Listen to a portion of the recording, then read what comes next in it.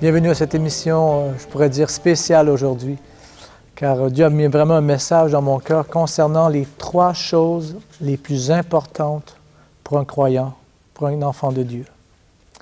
Alors restez bien à l'écoute, parce que Dieu a des clés pour vous. Le Seigneur veut vous donner des révélations, il veut vous donner une percée dans votre marche, dans votre poursuite de l'appel de Dieu pour votre vie. Donc, la première chose la plus importante pour un croyant, c'est sa relation avec la personne du Saint-Esprit.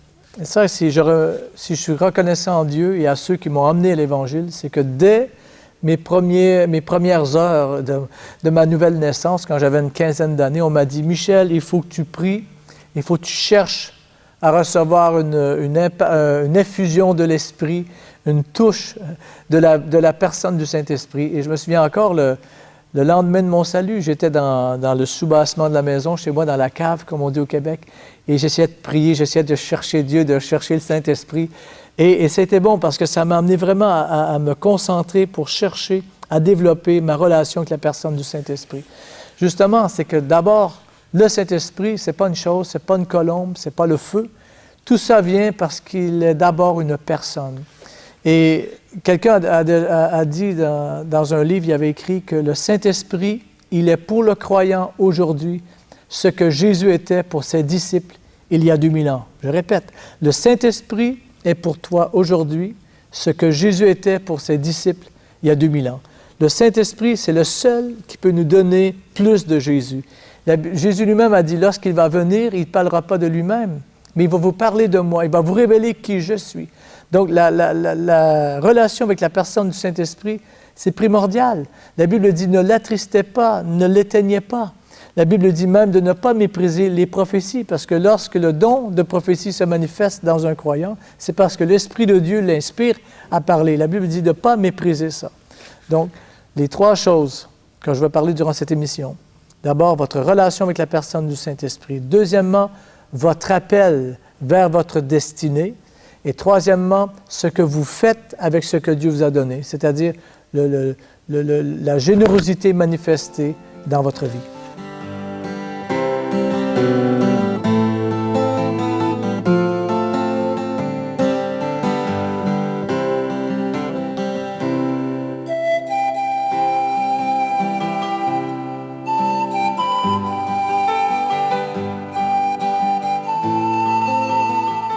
Alors, je reviens sur ce que mon père spirituel m'avait enseigné et que j'avais lu dans un de ses livres. Il dit toujours d'ailleurs, que le Saint-Esprit est pour nous aujourd'hui ce que Jésus était pour ses disciples il y a 2000 ans. C'est-à-dire que plus je suis sensible à la personne du Saint-Esprit, plus de Jésus j'aurai dans ma vie et dans ma relation avec Dieu.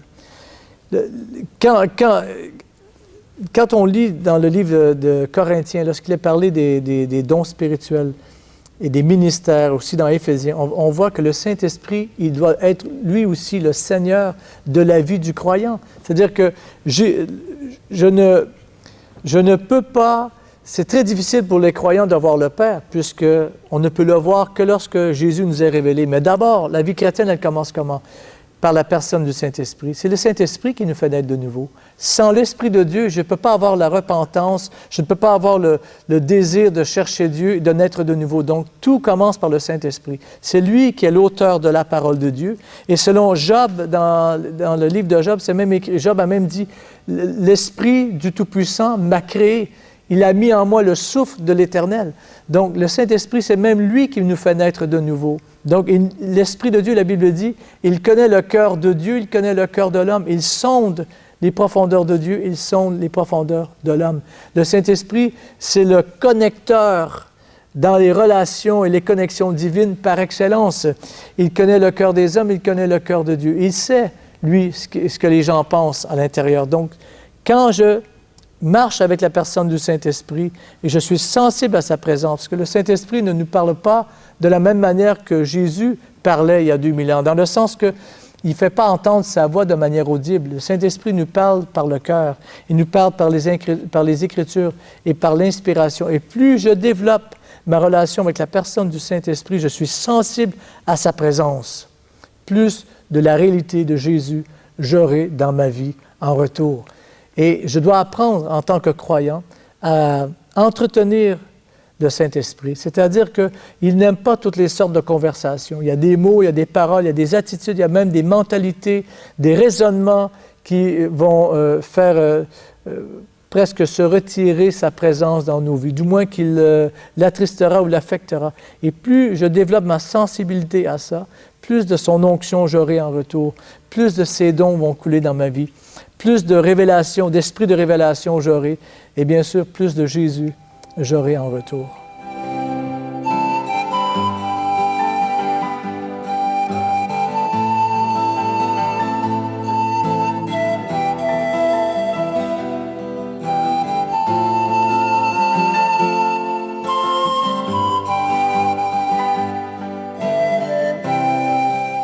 Le Saint-Esprit doit devenir notre seule source de contentement personnel. Parce que trop souvent, on demande à des gens, on met de la pression sur les gens autour de nous pour qu'ils nous produisent ce que seulement une relation avec la personne du Saint-Esprit peut nous apporter. Trop souvent, on essaie d'extraire de nos relations avec les gens autour ce que seulement la personne du Saint-Esprit peut nous procurer. C'est lui la source de la joie, de la paix. C'est lui la source de l'amour, c'est lui l'auteur des Écritures, c'est lui celui qui est le souffle de vie en nous. Comme j'ai dit tout à l'heure, on ne peut même pas naître de nouveau sans le Saint-Esprit. Donc, c'est la personne clé de la vie et de la marche du croyant. Le Saint-Esprit aussi, c'est la seule personne qui peut vraiment nous réconforter, puisque son nom, il est aussi appelé le réconforteur, le consolateur.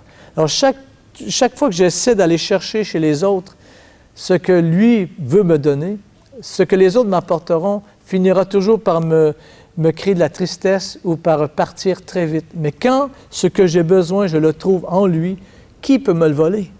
Qui peut me le voler? Je connais des tas de gens, ils ont construit leur vie chrétienne que sur les relations avec les gens. Et quand ils arrivent dans des épreuves, ils vont monopoliser toute l'énergie, toute la foi, toutes les prières de tout le monde. Ils emmènent tout le monde dans leur crise. Mais si tu fais du Saint-Esprit ta source, la personne avec laquelle tu marches, puisque c'est aussi le paraclet, la Bible l'appelle le paraclet, qui veut dire celui qui te prend par le bras et qui te fait marcher. C'est celui qui te conduit. Un paraclet, autrefois, en Europe, c'était quelqu'un qui se tenait à la porte des villes et qui repérait qui avait du talent, qui avait de l'avenir dans ceux qui passaient au travers les villes. Il allait recruter pour le futur de la ville des personnes dans lesquelles il y avait les talents. C'est pour ça que le Saint-Esprit, c'est le spécialiste des connexions divines. Il sait ce que Dieu a mis en vous, puisque c'est lui qui l'a mis là. Donc, il est aussi, la Bible dit, un avocat, un intercesseur, c'est-à-dire quelqu'un qui va vous entremettre avec d'autres personnes. Il est, comme j'ai dit, le connecteur, le spécialiste des rencontres et des connexions divines. Il se tient là à la porte dans certains endroits de votre vie et il attend votre passage, il attend votre obéissance, il attend votre poursuite de la présence de Dieu. Pourquoi? Pour vous emmener encore plus près du cœur de Dieu, mais dans la volonté de Dieu. Et sans lui, on ne peut rien faire. C'est l'esprit d'intercession, c'est celui qui répand le parfum de Dieu au travers nous. Sans cette onction de l'Esprit, il n'y a pas de parfum de Dieu dans notre vie. Et le Saint-Esprit, lorsqu'il nous bénit, lorsqu'il nous oint, bien, il va répandre plus de cette puissance de Dieu-là au travers nous.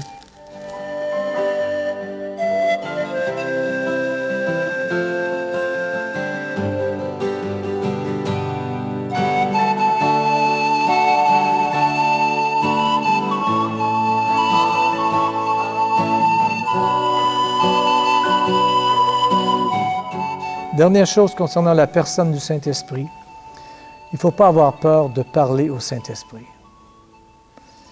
La Bible dit, c'est lui notre conseiller.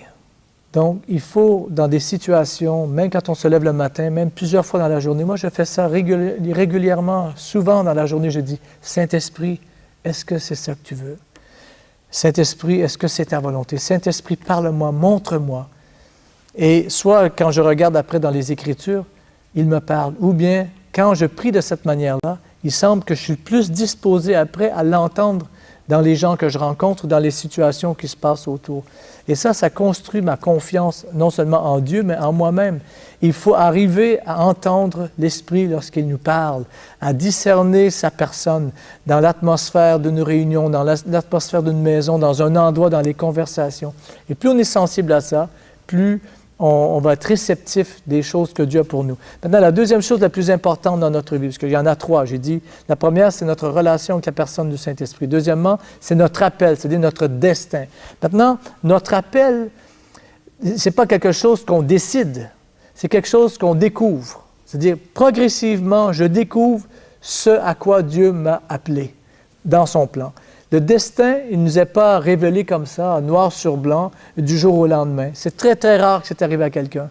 Dieu ne donne jamais son plan tout entier tout de suite. Il nous le révèle morceau par morceau, un peu à la fois.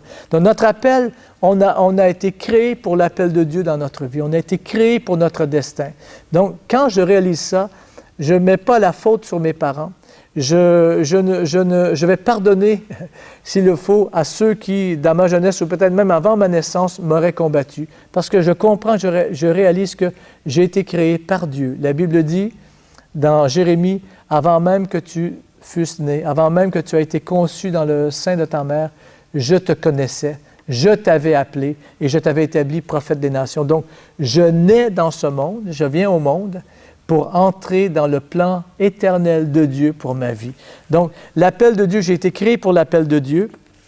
Et l'appel de Dieu, c'est que Dieu veut faire de moi, de ma vie, une récompense pour quelqu'un, quelque part. Donc, qu'est-ce que ça veut dire? Ça veut dire qu'il y a quelqu'un, quelque part, qui ne sera pas vraiment béni à moins qu'il m'ait rencontré. C'est simple. Je suis la réponse de Dieu, quelque part, aux besoins de quelqu'un. J'ai quelque chose en moi que Dieu a déposé là, qui va être une grande source de bénédiction pour quelqu'un, quelque part. C'est pour ça que je n'ai pas de doute sur mon appel. Je n'ai pas de doute sur le sens de ma vie, parce que je sais que tôt ou tard, Dieu veut faire de moi un vase qui communique des bénédictions et des grâces pour d'autres personnes.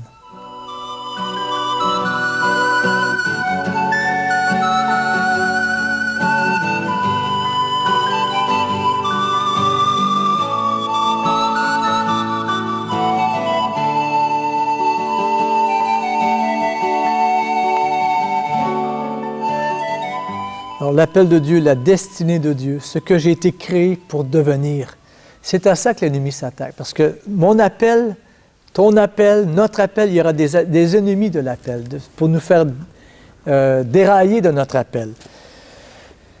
Alors, ce que j'aime, ce qui attise en moi la compassion, l'amour, est un signe de ce que je suis appelé à les guérir. Quelqu'un avait dit un jour au travers un chant, avait dit que ceux dont le cœur était blessé et qui ont été guéris deviennent des maîtres dans l'art de guérir les cœurs brisés. Et souvent, les grands ministères de guérison qu'on connaît aujourd'hui ont eux-mêmes, dans leur enfance, connu un moment de grande guérison physique dans leur corps. Parce que souvent, de là où l'ennemi t'a attaqué, c'est de là que va venir l'onction pour que toi, tu deviennes un vainqueur et un porteur de délivrance pour les autres. J'ai remarqué aussi souvent, les gens qui ont eu des grands ministères de délivrance sont souvent des anciens sorciers sortis du fond de la jungle en Afrique, qui avaient été très loin dans les ténèbres et sont devenus, après avoir été délivrés et sauvés par le Seigneur Jésus-Christ et oints par la personne du Saint-Esprit, deviennent des porteurs de délivrance dont parfois le ministère et les livres et les enseignements font du bien à des millions de personnes. Donc, pas oublier ça aussi. Aussi, l'autre chose, le signe de l'appel de Dieu dans votre vie, c'est les choses que vous n'aimez pas. David était un grand guerrier de Dieu. Pourquoi? Parce que dès sa jeunesse, lorsqu'il a entendu Goliath vociférer contre Dieu et contre son peuple, la colère est venue en lui. Il a dit, mais qui est ce Philistin-là? Je vais y aller le battre. Je vais aller l'affronter sur le champ de bataille. Et c'est ça qui était la porte qui a ouvert à David la porte de son destin. C'est à partir de sa victoire sur Goliath que Dieu lui a ouvert les portes de son destin. Bien sûr, après, il a dû affronter les ennemis de l'intérieur, c'est-à-dire les ennemis de l'Église, les ennemis du monde religieux. Mais ça, c'est une autre chose. C'était quand même le signe qu'il avait l'appel de Dieu. C'est par rapport aux ennemis qu'il a été prêt à affronter. Alors, il a voulu être le défenseur des autres contre ce géant de Philistin qui s'appelait Goliath. Alors, quand il l'a vaincu, ça a apporté une grande victoire dans le peuple de Dieu. Donc, votre appel est relié à quelque chose que vous voulez aller vous battre pour aller combattre, pour amener la délivrance chez les autres. Et une autre chose concernant l'appel de Dieu, c'est que l'appel de Dieu aussi va demander de votre part des moments, des saisons de préparation. Et c'est souvent ce qu'on ne veut pas. Mais Dieu permet que vous soyez mis à l'écart pendant un temps pour être préparé. Même Jésus, avant son ministère, est allé jeûner 40 jours, conduit par l'Esprit au désert. Et là, Dieu, il a affronté la tentation. Là, il a eu ses victoires. Quand il est redescendu du désert, la Bible dit, il était revêtu de la puissance d'en haut et a commencé son ministère en changeant l'eau en vin à Cana. Alors, les miracles de multiplication. Donc, votre appel, il est relié avec des temps de préparation que vous allez devoir accepter de passer au travers afin d'être qualifié pour entrer dans ce travail de Dieu.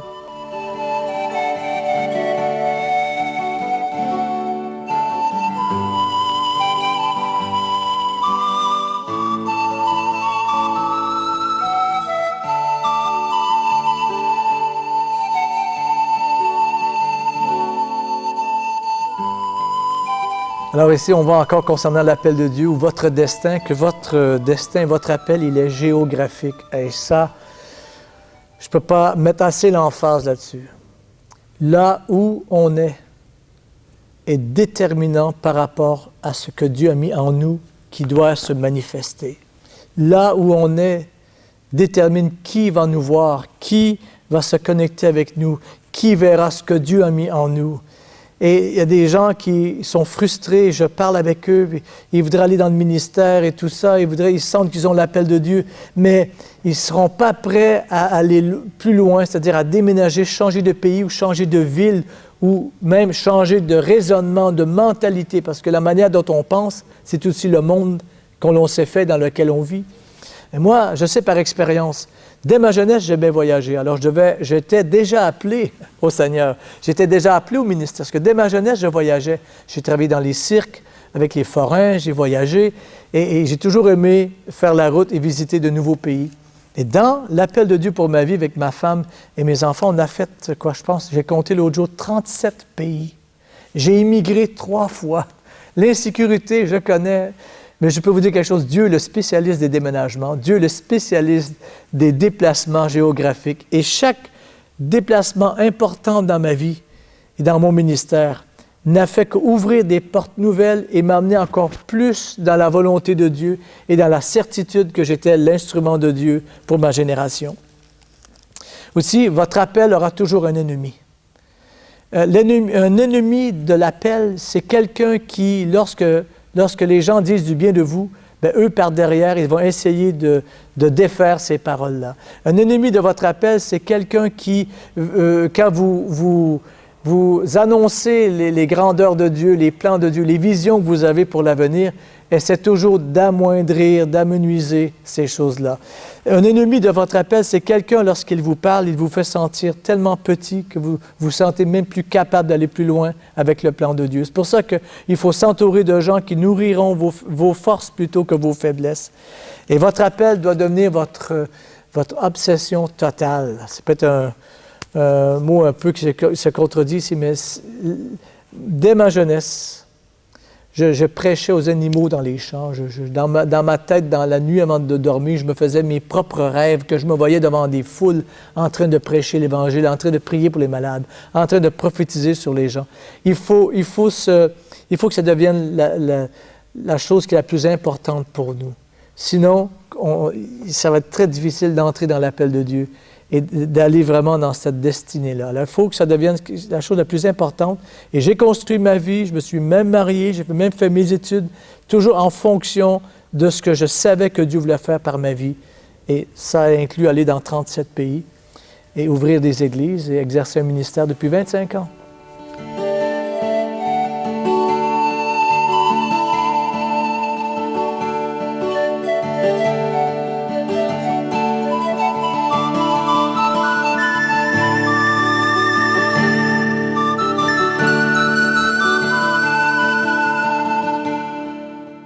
Vous savez, la présence d'un ennemi dans votre vie n'est pas la preuve de l'absence de Dieu.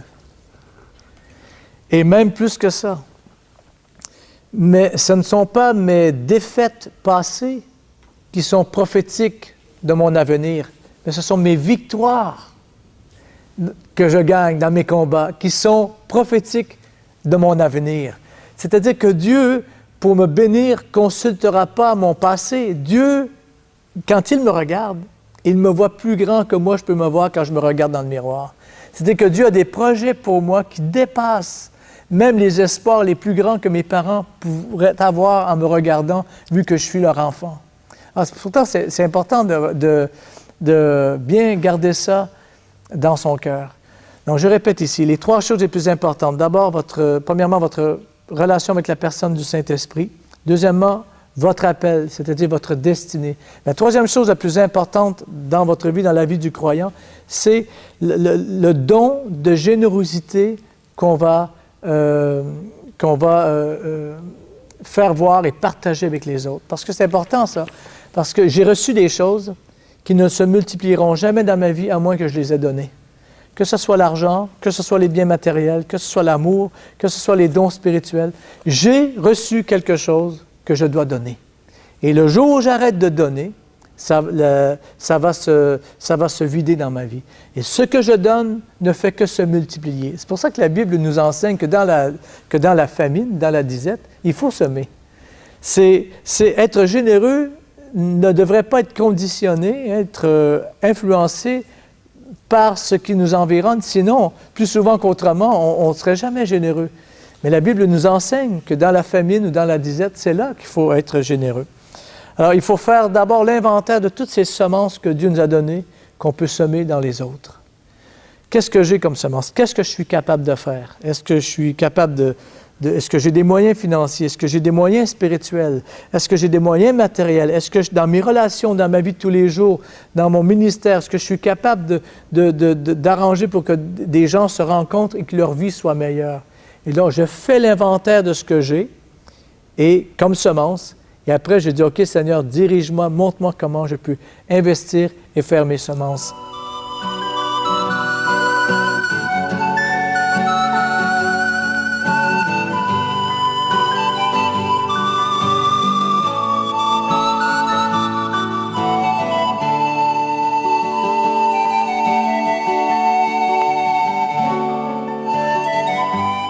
Maintenant, quand j'ai fait l'inventaire de mes semences, je dois trouver le terrain dans lequel je peux investir ces semences. Je dois qualifier la terre dans laquelle je vais poser ma semence. Beaucoup de personnes donnent, que ce soit de l'argent, dans des offrandes, soutiennent des œuvres, et ça ne veut pas dire que c'est vraiment ça que Dieu leur demande. Je pense que même parfois, quand je fais l'inventaire de ma vie, j'ai été souvent trop généreux avec des personnes ou avec certains ministères, avec certaines œuvres, et je ne crois pas que Dieu me demandait d'aller jusque dans cette mesure-là. Donc, je dois vraiment faire bien attention, quand j'ai mes semences, de choisir la terre dans laquelle je vais l'investir, bien sûr conduit par l'Esprit de Dieu. Aussi, quand je donne, quand je sème mes semences, quand j'exerce la générosité, je dois le faire avec foi. C'est-à-dire, j'emploie souvent cette expression-là, je dis, entourez votre semence, votre offrande, votre don, scotchez-le avec la foi. Parce que la semence qui est semée avec foi est celle qui va vraiment produire pour le royaume de Dieu. Ça, c'est important parce que Dieu nous a fait intendants de semences, mais on ne peut pas les mettre partout. Il faut choisir, il faut le faire avec la foi. Aussi, il faut être prêt à comprendre que des petites semences peuvent amener des grandes moissons aussi. Que devant Dieu, c'est pas toujours ce qui apparemment est gros, qui est gros devant les yeux de Dieu, mais c'est le fait que c'est fait en obéissance à la voix du Saint-Esprit, en obéissance au Saint-Esprit et dans la foi, là, c'est important aux yeux de Dieu. Et il faut avoir un style de vie de quelqu'un qui est généreux constamment, généreux de son temps, généreux de son amour, de sa patience aussi. Moi, dans ma vie, c'est ça à quoi je travaille. Parfois, je suis très impatient et je dois être bien plus patient, surtout avec 4 garçons, je peux vous dire, il faut de la patience. Alors, mais je dois continuellement être dans une attitude de générosité et de semence. Je rencontre quelqu'un dans la rue, je vais dans l'église, j'entends un pasteur, un missionnaire qui parle, une œuvre qui commence quelque part, je rencontre un serviteur, une servante de Dieu. Qu'est-ce que je peux faire pour bénir la personne? Alors, je suis constamment dans une attitude de semer des semences de générosité ou de parler en bien de quelqu'un pour lui ouvrir des portes et pour faire que sa vie va être meilleure. Alors, n'oubliez pas, votre relation avec la personne du Saint-Esprit, importante. Deuxièmement, découvrir votre appel, le sens du plan de Dieu pour votre vie, votre destinée. Et troisièmement, pratiquer la générosité. Là où vous êtes, mais ça commence bien sûr dans votre Église, dans les gens autour de vous et jusque dans le reste du monde, comme Dieu va vous conduire. Et attendez-vous, lorsque vous semez, à avoir votre moisson de la part de Dieu en retour. Dieu vous bénisse.